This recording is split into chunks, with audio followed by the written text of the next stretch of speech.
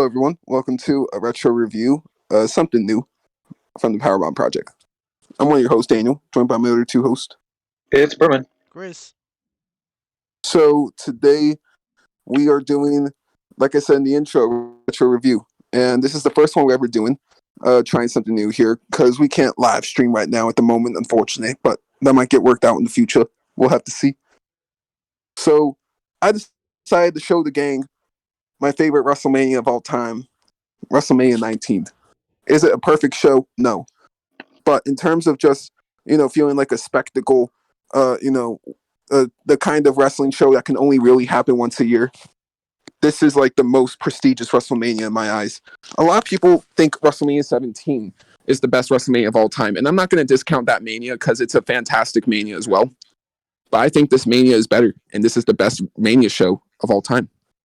So before we dive into every single match, any general thoughts you guys want to give? Every match was really great, except one match in general.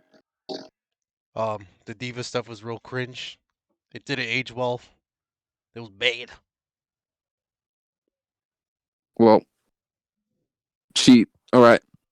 Hopefully it's more positive than that when we dive into these matches. Well, let's begin. Opener, Cruiserweight Championship match. Matt Hardy defending against Rey Mysterio. Even though it was a shorter match, I thought it was really good. Pretty fast pace for what it was. And even though Matt cheated Rey Mysterio to, retain his title, it was really good. I can't really dive in too much or complain too much. It was just a simple, really good cruiserweight title match to kick off the show for WrestleMania. Overall, I am going to have to give it a 7.5 out of 10. Yeah, this match was fun. I always love Matt Hardy and even Rey Mysterio, and they always do great. So to me, I'll probably do the same thing. I really did like this match. So. Yeah, I'll give it a 7 as well, just for the fact that it was nonstop action. Unfortunately, it was a little cut short, but I get it. It's an opener. But there was cool moments of like Matt Hardy stopping the 619, the West Coast pop, and he did his little twist of fate. So it was decent. I'm gonna give it a 7. Now, we move on to the best part of the entire show. No, it's not. Limp Bizkit No, it's not. performing Limp Bizkit performing Keep Rolling, which was Undertaker's old theme, and you have Undertaker rolling out on the back to Limp Bizkit, and dude, I've never seen anything more badass in my entire life. It makes me feel like I was, 25 years old in 2003. Revolution feeling. It was amazing. Overall, though, the match was mid as fuck. Undertaker versus Big Show and A-Train. Honestly, this should have been Undertaker and Fred Durst versus Big Show and A-Train. I'm actually no, stop laughing. I'm being serious because that would have been more entertaining than what we actually got. This match was very average, but I'm not gonna say it was bad or anything. It was just kind of whatever. And you have the Nathan Jones interference. They attacked him before the match. This was supposed to be a tag team match. The question is, why would you use Undertaker in a meaningless tag team match at WrestleMania? That seems kind of random to me. And again, it's one of the very few downs for this show overall, but it was fine. I can't complain too much besides, the little comment I made about Fred Durst replacing Nathan Jones. Overall, I'd give that a 5.5 out of 10. Yeah, I gotta say, because one of my favorites is Undertaker, and this was probably my least favorite match, which is saying something, which I watched every single match from Undertaker. This was one of my least favorites. It was very mid, I didn't really care about it, and it kind of sucks that they did this. Don't get me wrong, I do love Limp Bizkit theme song for the entrance. I do love it, it was funny. And I do love that song. There's another song I do like from Undertaker, too. For me, definitely mid. So I gotta give this probably a 5 for me. I'm gonna give it a 5 too, just for the fact that it was kind of stupid. It was drawn out, and man, even in 2003, no one took Big Show seriously at all because he's mad as fuck. So I'm gonna give it a 5. Damn, the Big Show disrespect. He used to be good, but now I thought he was a badass when I was a kid, and I realized this guy is just mid and overrated. And he What do you think about that take, sucks Berman? as a commentary too. No, that's not true. I feel like there's a lot of good matches from the Big Show. I gotta say, like, there were some really good matches from the Big Show. I like the Big Show. Yeah, Big Show was fun. There was a good match with there was a Big Show versus who was the match? It was a match that was really fun to watch. I forgot the name. Damn it. I think it was maybe Rey Mysterio's. I think it was always fun to see those two go against each other. Yeah. Now, I will say, I was kind of half trolling about the Limp Bizkit live performance stuff, but Keep Rolling is a banger for real though. Now let's move forward to the next match. This man Triple really threat. said that.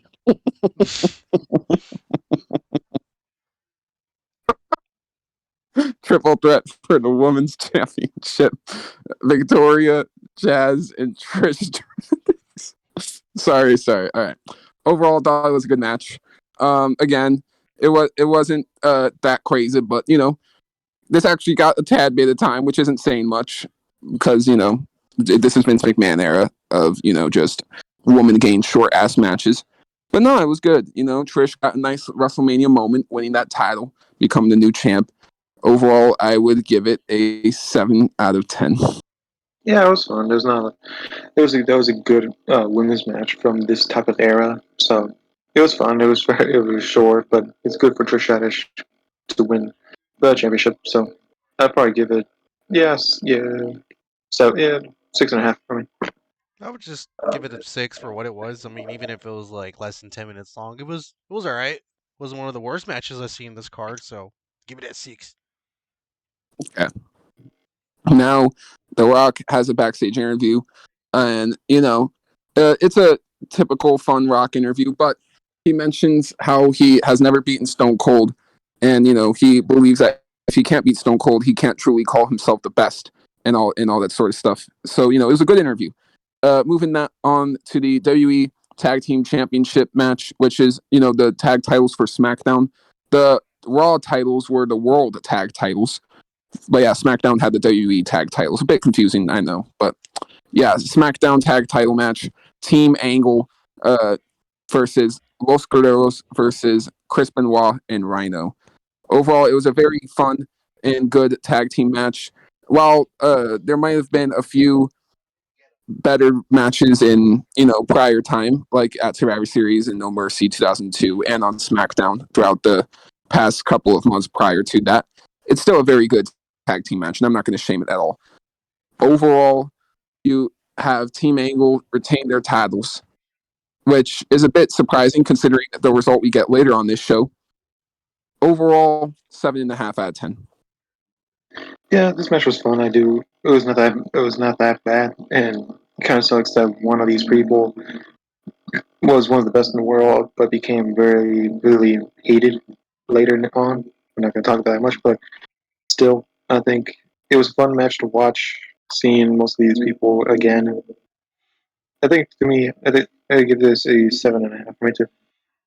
Yeah, 7.5 as well, just for the fact that it was nonstop action, just like with Matt Hardy versus Ray. This was what has one of my favorite guys ever of Eddie, and unfortunately, Chris is a good wrestler, but we know what he did.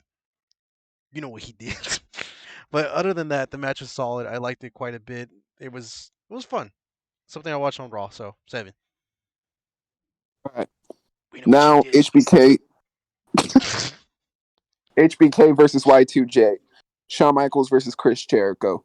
Now, Chris Jericho originally targeted Shawn Michaels while Shawn, he was having a rivalry with Triple H, but he got distracted thanks to Jericho. And Jericho targeted Shawn because a lot of people for the longest time said to Chris Jericho that he's the next Shawn Michaels.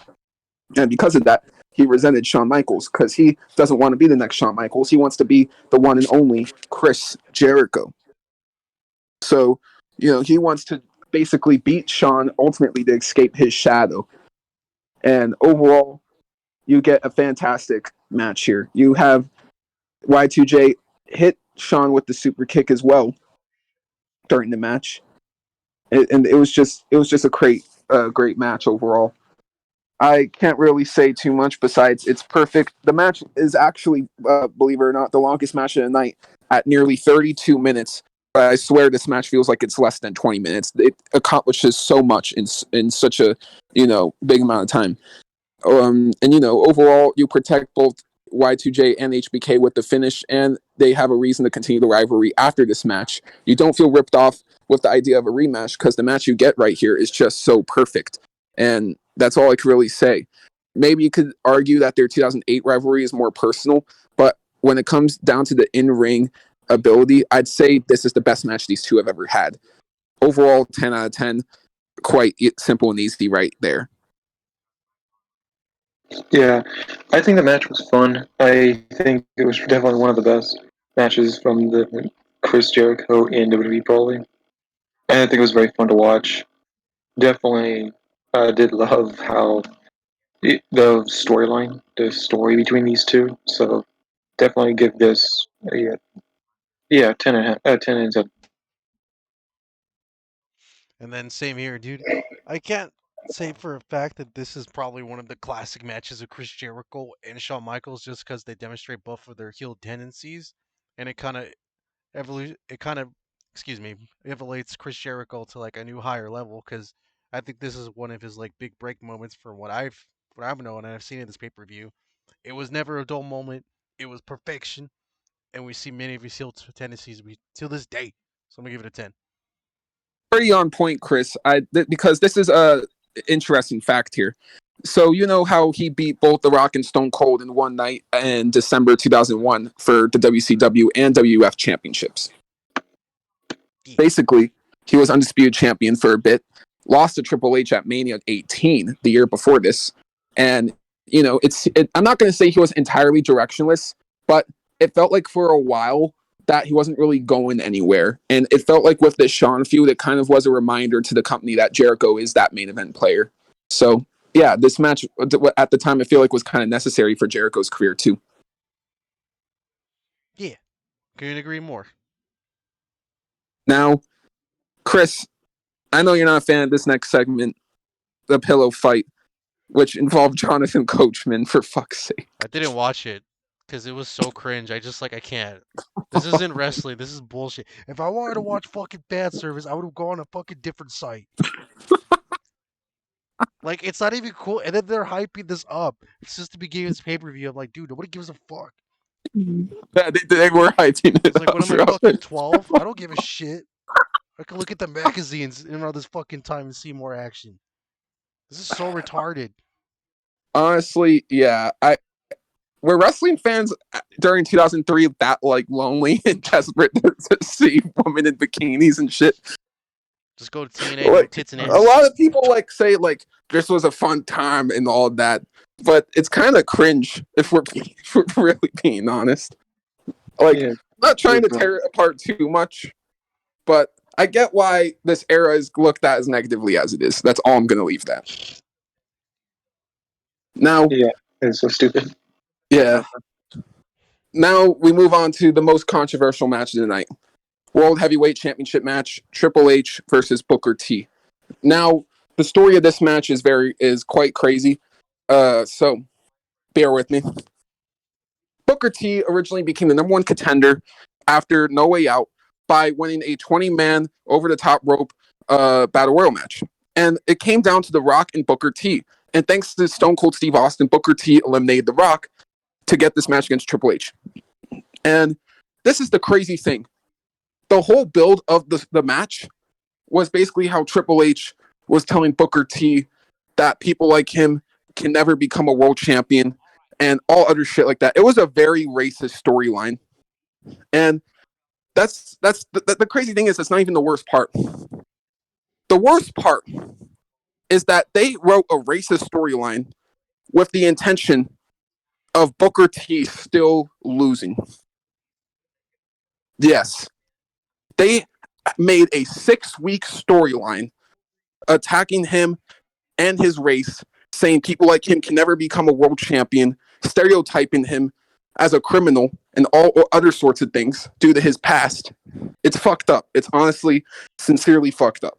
The match itself was decent, but holy fuck, this pisses me off. And I don't get really pissed off at many Triple H wins compared to most people, because I think Triple H is one of the best of all time, and he's deserving of being treated that way. But holy fuck, I hated this. I hated this for Booker T.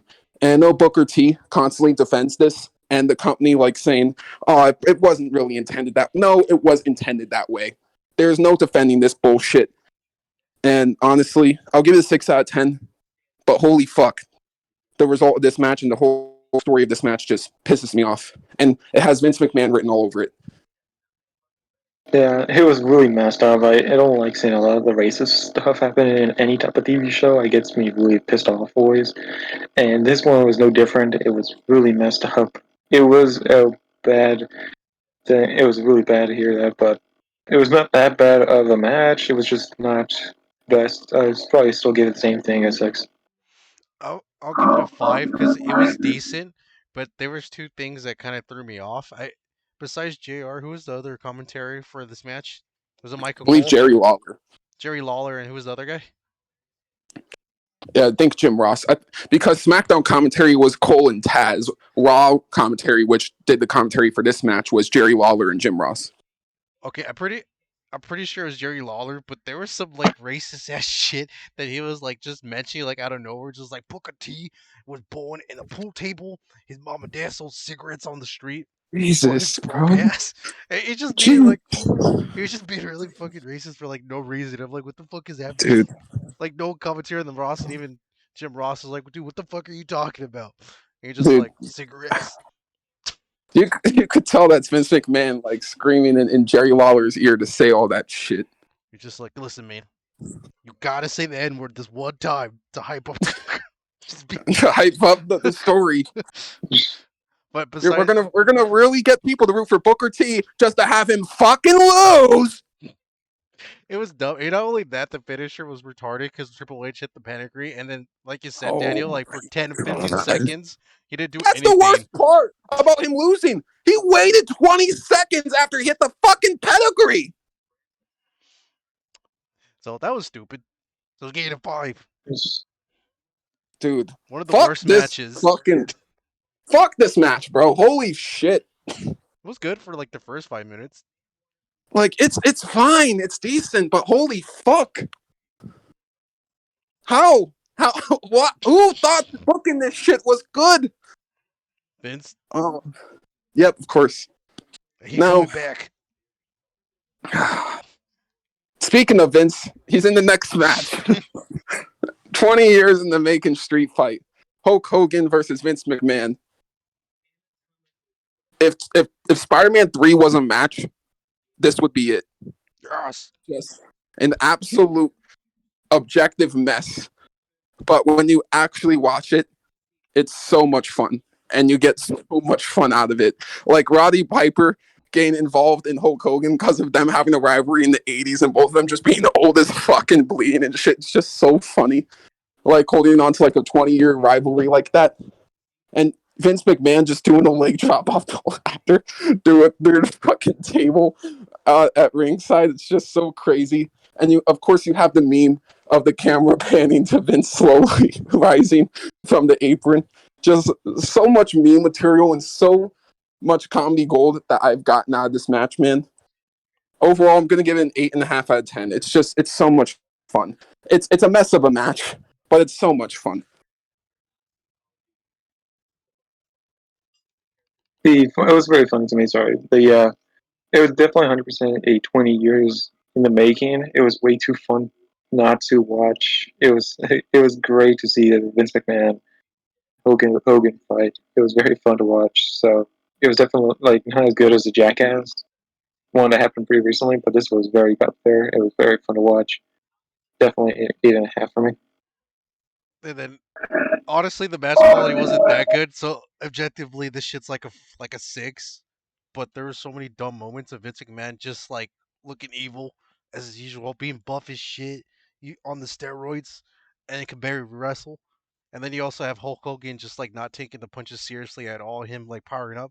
It was just two old men just beating the shit out of each other. It was dumb, fun, and they could bleed. It was fun too. But you could tell some Dude, of the moments the crowd was kind of like cringing and like, "Dude, this is so fucking retarded." Especially with Ronnie Piper showing up being like old as shit and fat too. They hit him with like a you know fake what's metal pipe. fucking You know what's the most hilarious part about this match? Yeah. The fact that it actually went half an hour. Oh. Who booked this match to go for 30 minutes? Vince McMahon, probably. Oh my god. Vince McMahon himself did them. Listen, man, if he All doesn't right. show up for the Royal Rumble this upcoming 2 weeks and wins it, I don't want to hear it. Facts. Vince McMahon versus Roman Reigns, main event of WrestleMania 39. No holds barred. Give it to the people.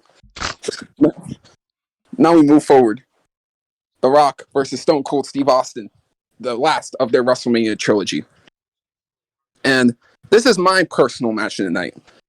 From a wrestling point of view, the match of the night is probably HBK and Jericho, but this match is just so classic, man. With them doing each other's finishers, like The Rock hitting a stunner and Stone Cold hitting a rock bottom. The Rock sounding like it's his last day to live, and you just have Stone Cold constantly kicking out of The Rock's moves, and seeing The Rock just become more surprised and pissed off and desperate to get the win is just something really cool to see. You have the crowd really invested in wanting Stone Cold to just beat The Rock again, but he can't get it done.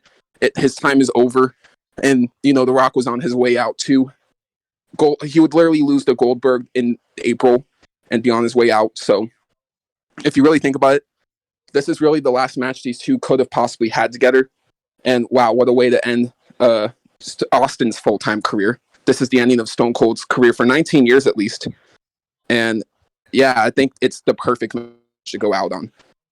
And putting over his best rival of all time, The Rock, it just feels right.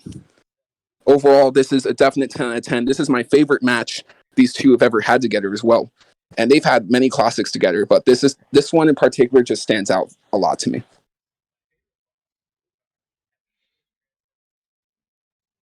Yeah, and did that, but it was really awkward again. But I think this was definitely one of the best matches of the year that year, and it was so great to watch. It was 100% a fun. It was probably one of the best, a dream match to see these two go at it. And I do love the move stealing. I always love when when people in matches try to making move stealing people so they can win like that. But it was always fun to watch. And I love the impersonations. The impersonation they did. The Rock had a vest on, correct? I can remember that too. That he was wearing a vest, kind of like mimicking a little bit of Stone Cold. So it was very fun, but it was one of the best ways for Stone Cold to retire is that way. So 100% 10 out of 10 for me. And also, too, we have another classic in this WrestleMania event. I wasn't bored a single time with The Rock and Stone Cold because these two are legends. They're always going to deliver no matter what they do. It's just, honestly, it's great, dude. It's just two classic guys going at it. The entrances were great. The crowd was alive and rowdy. Not much else I can say, dude. Other perfection. All right. Now main event. Brock Lesnar versus Kurt Angle for the WWE Championship. This is outstanding. However, I can't say it's perfect due to one issue, and that is the shooting star press botch that nearly ended Brock's career. And on top of that, Kurt Angle also suffered a concussion in this match, making him miss nearly 3 months of action. So consequences were definitely suffered from this match. But there is no denying it is an outstanding contest. And seeing Brock get the win against Kurt was pretty dope. And Kurt went out looking strong, taking 3 F5s to ultimately be defeated. Overall, I'm going to give this a 9.5 out of 10. It's an outstanding way to end WrestleMania. Yeah, I think to me this was probably one of Brock Lesnar's best matches of his whole entire career, probably. Yeah, this was so fun to watch and insane what Brock Lesnar does in his match to Kurt Angle to get the win. And I think it was just so brutal, and I think it was more fun to see. So I don't think there's no downsides to the match. It was way more. It was way more fun. It was great to see these two, even if. And I think it was a great way to end off the night. You're not going to see this match ever again, pretty much in these days right now. Definitely for me, 9.5. And a 9 too, but just for the fact it would have been perfect if Brock just would have landed the shooting star. I don't even know why he even tried to do it since he's such a big dude. But if he would have Well, landed it, it would have been sick. sorry to interrupt, All but good. the reason why he tried to go for the shooting stars because, believe it or not, 2 years prior, when he was in developmental territories, he actually used the shooting star press as a signature move. So I guess he stopped for a while in WWE and thought he could still hit it, but I guess he realized in that moment he couldn't do it anymore. After he almost broke his neck, you know what? I don't think I should do this anymore. But other than that, dude, Kurt Angle, Brock, come on, dude, it's a match made in heaven. Both these guys are straight before. You can't discount Brock. It's probably one of his greatest matches ever, too. Just a shame that only one really talks about it. It's just of the botch, unfortunately, but it's solid. Just like the barbed wire death match in AEW, it's good. But that one botch is all they talk about. So I'm gonna give it a 9. All right, guys. So overall rating for the show, I'm gonna give it a 9. I think it's a fantastic show, the best WrestleMania of all time. I give it a 9 too. To me, it definitely was one of the best WrestleManias too. I'm just gonna be solid because not every match is great. You guys gotta admit that. So I'm gonna give it an 8. It's not the best one I've seen so far, but I'm sure once we do more, I'll change my mind. Yeah. So I will say this. Thank you all so much for watching. I've been Daniel. I've been Berman. Hey, Chris. And next month, Berman, you can announce it right here. What will be the next show for Retro? Sorry to cut you off. It is one of my favorite NXT takeovers of the whole entire time. NXT Takeover New Orleans, one of my favorite takeovers of all time. Yes, that is right. We're reviewing the epic 2018 show that was a part of WrestleMania 34 weekend, but the show everyone talked about during Mania 34 weekend, it wasn't Mania 34, it was TakeOver New Orleans, and we're going to talk about it next month for you all. Thank you once again for watching. Please subscribe, please like. It really helps us out, and take it easy.